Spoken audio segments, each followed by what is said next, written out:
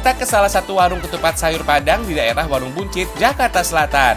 Ketupat sayur memang identik dengan sajian saat Idul Fitri, fams. Tapi sajian ini juga biasa dijadikan menu sarapan tuh. Tiap daerah punya ciri khas ketupat sayur. Kalau dari Minang sih, ketupat disajikan dengan sayur nangka. Oh iya, ketupat sayur di sini terbilang spesial loh. Ini dia, ada sayur pakisnya, fams. Kebayang gak tuh gimana nikmatnya sayur nangka yang kental dan kaya rempah menyatu dengan sayur pakis. Apalagi ada tambahan ayam gulai, rendang, gulai tunjang, telur, dan tahu. Honde mande, lamak bana. Fams, gak semua warung ketupat sayur Padang menyajikan sayur pakis tuh. Tapi ada juga yang pakai sayur daun singkong sebagai gantinya. Sayur pakis yang dimasak di sini memiliki tingkat kepedasan yang tinggi. Jadi nggak perlu lagi tuh nambahin sambal segala. Sayur daun pakis ini sangat bermanfaat loh. Pakis tergolong sayuran rendah lemak serta sumber zat besi yang bisa meningkatkan sel darah merah. Sehingga bisa mencegah anemia, fams. Baik juga loh untuk dikonsumsi ibu hamil. Mantap ya. Oh iya, warung yang sudah ada sejak tahun 2002 ini dimasak oleh orang Minang asli. Uni Epi namanya. Pantesan ya, rasanya Minang banget. Satu porsi ketupat sayur telur dijual Rp14.000. Kalau pakai rendang Rp22.000. Sementara menu yang komplit cuma Rp26.000. Cukup terjangkau ya.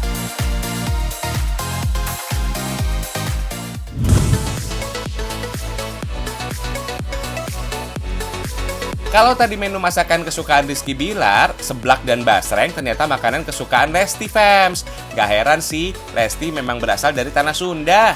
Nah, sajian dari Bandung ini terbilang unik loh. Seblak dan basreng tersaji bersamaan. Kalian bisa menikmatinya di kedai Seblak Sultan dari Bandung.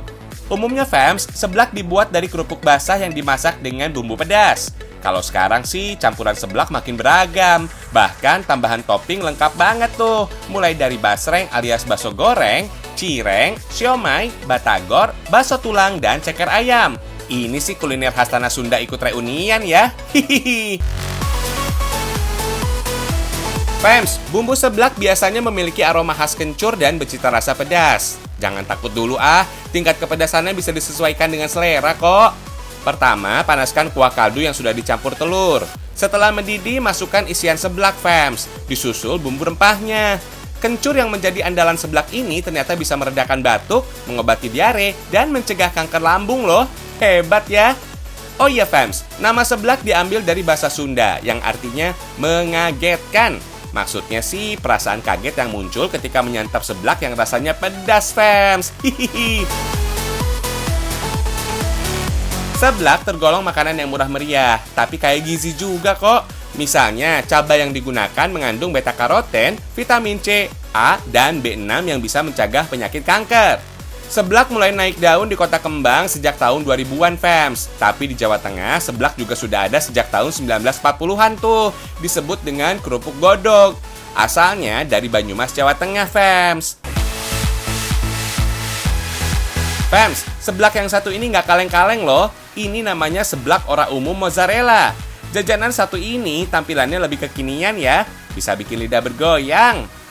Dalam pembuatannya nggak ada yang beda kayak seblak biasanya. Tinggal campur semua bahan jadi satu. Nah, ini nih yang spesial. Di atasnya terdapat taburan keju mozzarella. Beh, nikmat betul.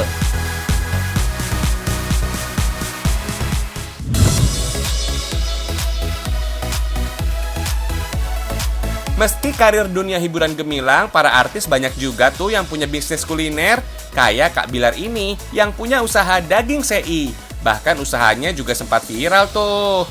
Buat kalian yang belum tahu, sei adalah sajian olahan sapi khas dari Provinsi Nusa Tenggara Timur. Tepatnya di Kabupaten Rotendao. Dalam bahasa Rote, sei berarti daging yang disayat dalam ukuran kecil dan memanjang.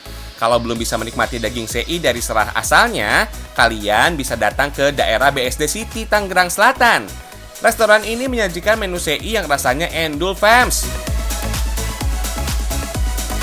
Buka pada awal 2020, produksinya udah borongan banget. Dalam satu hari ada sekitar 100 kg daging yang diolah.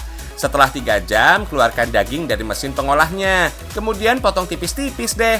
Sehari sebelumnya, daging ini sudah melalui proses marinasi ya, fams, biar bumbunya meresap. Oh iya, fams, Daging yang digunakan untuk sei sapi ini hanya bagian short plate ya. Itu loh, daging bagian perut bawah sapi. Bagian daging ini memiliki tekstur yang juicy, fams. Dijamin endes pokoknya. Kalau sudah diiris tipis-tipis, daging ditabur bumbu, fams. Meski sudah dimarinasi sebelumnya, daging sei juga harus ditambahin bumbu lagi, fams, biar makin nikmat saat disantap. Supaya bumbu meresap sempurna, grill dagingnya nggak usah lama-lama. Cukup 10 menit aja. Kalau sudah begini, bisa langsung dimakan deh. Biar bisa didistribusikan ke seluruh Indonesia, daging sei harus melalui proses pengepakan. Kalau sudah kedap udara, artinya sudah siap dikirim ke rumah kalian, fams. Bisa tahan berbulan-bulan loh. Fams, banyak orang yang berpikir kalau daging yang diasap selama berjam-jam, kadar nutrisinya sudah hilang. Nggak gitu juga kok, fams. Justru sebaliknya, nutrisinya lebih kaya. Pada 100 gram daging sei terkandung 32 gram protein. Zat besinya sebanyak 5 mg, kalsium 15 mg, fosfor 300 mg, dan lemaknya 6 gram. Itu artinya sei daging asap tuh bagus untuk dikonsumsi ya, fams. Ya, nggak cuma daging sapi aja loh, fams. Ada 5 varian yang bisa memanjakan lidah. Ada pilihan daging tenderloin, lidah, bebek, bahkan ayam. Oh iya, saat makan, sei harus pakai sambal ya. Nah, sambal yang cocok banget dipadukan dengan segala jenis masakan tradisional adalah sambal luat. Tapi bisa juga kok pakai chili oil dan sambal matah. Pasangan nasinya juga jangan lupa, pilih nasi jeruk yang legit dan segar banget. Untuk mengimbangi asupan seratnya, ada tumis bayam, fams. Semua ini bisa kalian coba dengan kisaran harga 30-50 ribuan. Murah banget kan? Hihihi.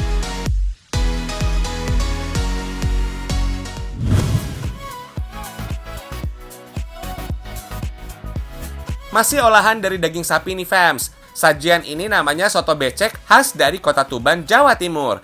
Biasanya soto becek disebut juga becek aja, fams. Kuliner berkuah ini mirip gulai dengan rempah yang berlimpah. Masakan ini aslinya dibuat dengan daging kambing, fams. Tapi di sini ada becek sapi, becek ayam, dan sumsum juga tuh. Kelihatan beda ya dengan soto bening kuah biasa. Ini dia becek sumsumnya. Besar banget, fams. Dijamin puas deh dimakan sendirian. Sumsum sapi mengandung gelatin yang dapat memicu produksi kolagen dalam tubuh kita loh. Biar kulit kita awet muda, fams.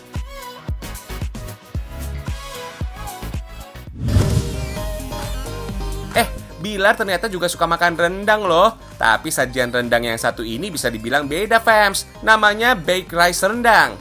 Nah, menu ini tampilannya mirip sama nasi panggang, fams. Gak lepas dari cita rasa Indonesia, sajian ini masih memakai menu tradisional. Ada rendang, fams. Kebayang kan, makan nasi dicampur rendang aja udah enak. Apalagi nasi rendang dikasih keju mozzarella. Gak usah lama-lama dibakar, cukup 5 menit aja sampai warnanya kecoklatan.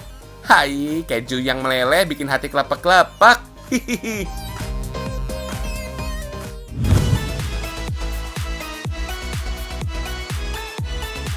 Masih soal rendang nih, fams. Tuh lihat, rendangnya jadi isian burger. Jadi cantik gitu ya, fams.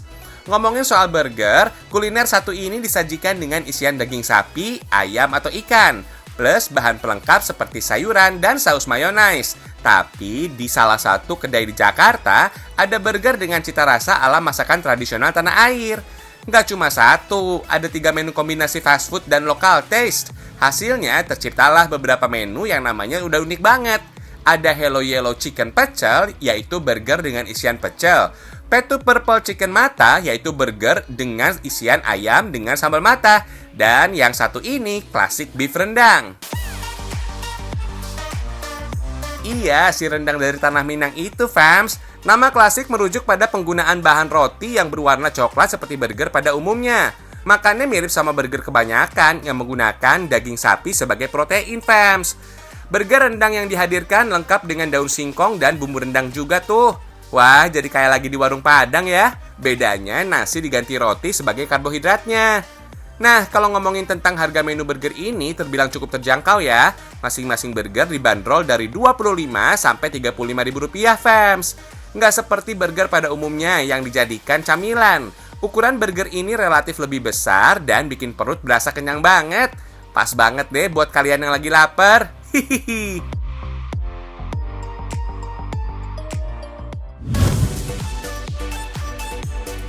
Dalam pernikahan, cincin berlian juga bisa digunakan sebagai simbol ikatan.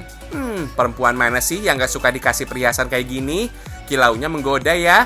Perhiasan ini juga menjadi patokan kemakmuran seseorang tuh.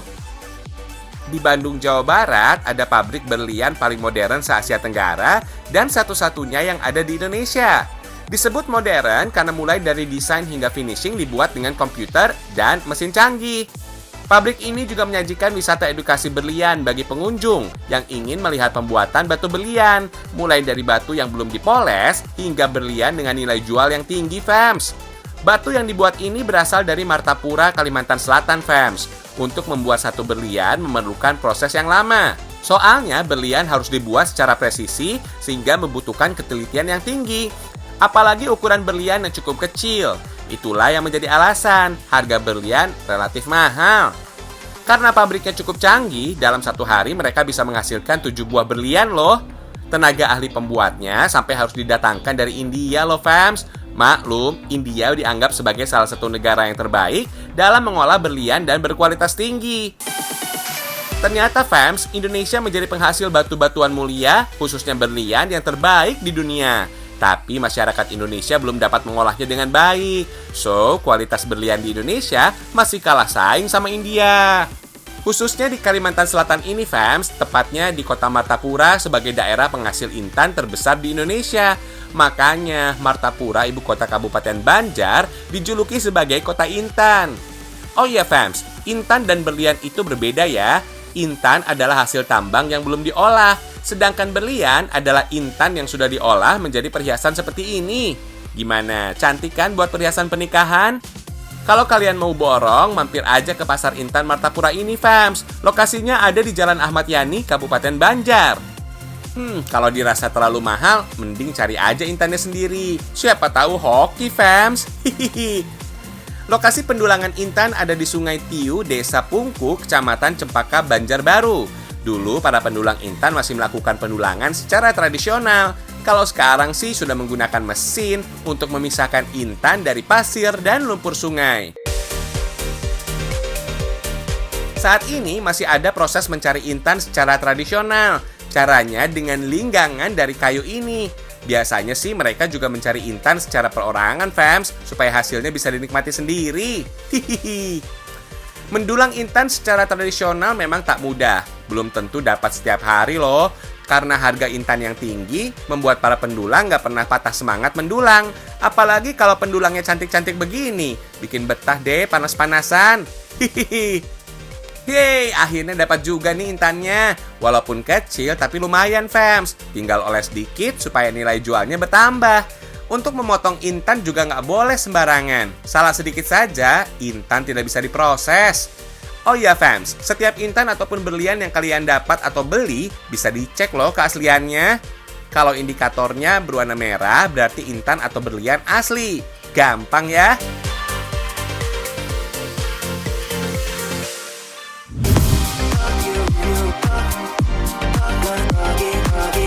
Sekarang kita jalan-jalan dulu yuk, biar mata jadi segar. Kita geser ke Pangandaran, Jawa Barat. Buat kalian yang suka wisata menguji adrenalin, cocok banget nih pilih body rafting. Di sini terdapat 7 spot untuk menikmati sensasi mengikuti aliran sungai ini. Masing-masing juga memiliki keseruan tersendiri. Tempat pertama yang harus kalian cobain adalah area Green Canyon, fams. Di sini kalian bisa melakukan body rafting di sepanjang jalur ini.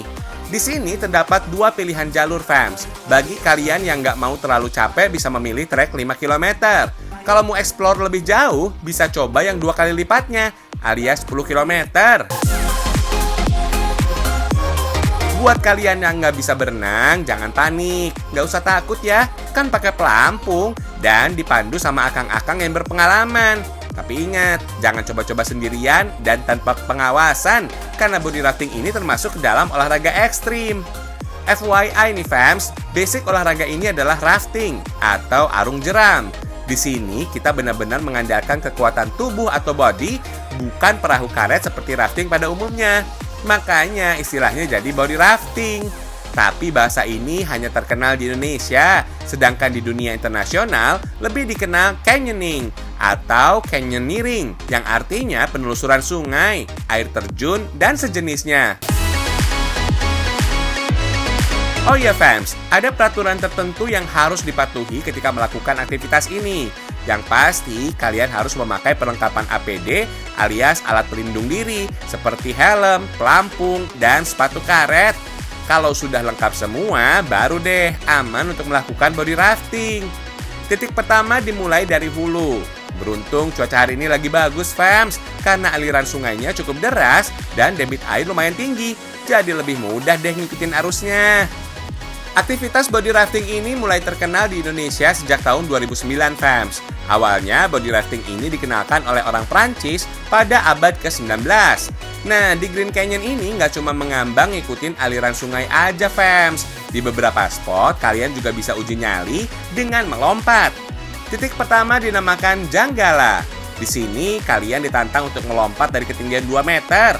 Yang kedua disebut dengan Blender, lebih tinggi dari yang sebelumnya fams, sekitar 3 meteran.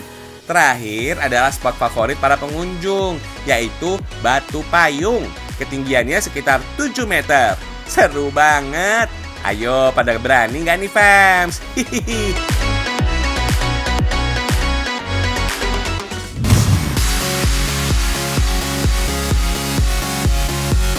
Udah capek basah-basahan, sekarang kita intip kerajinan yang cantik ini, fams. Lihat nih, tas cantik ini terbuat dari apa? Kayu? Nggak sepenuhnya salah sih. Lebih tepatnya, tas ini terbuat dari triplek, fams. Triplek bekas pakai atau triplek yang kondisinya sudah rusak.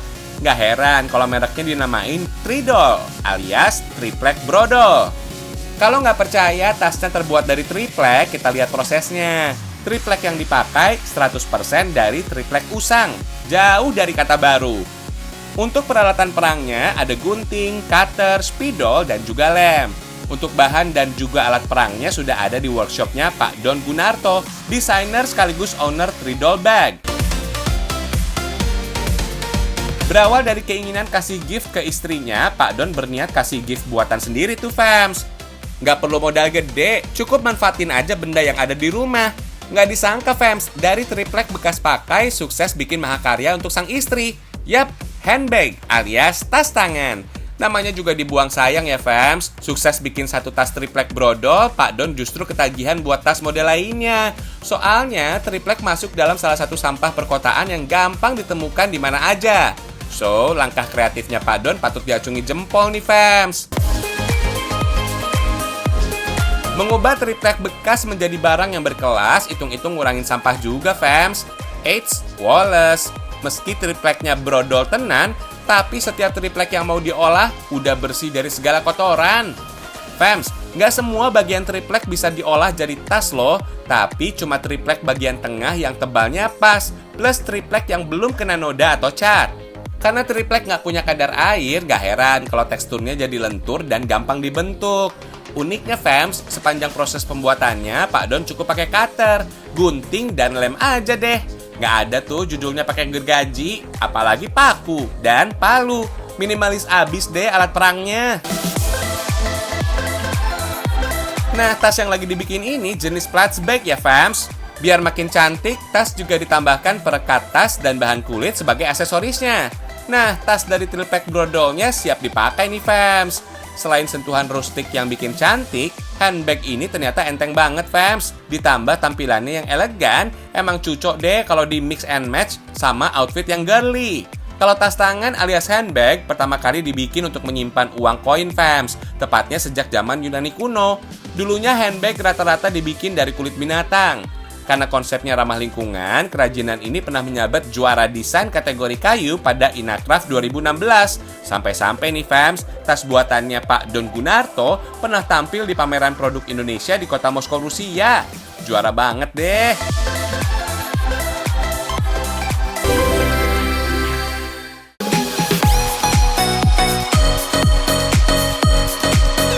Sekarang kalian udah tahu ya makanan kesukaan pengantin baru ini. Kita doain ya rumah tangga mereka awet sampai kakek nenek. Tonton terus Ragam Indonesia, karena Indonesia istimewa.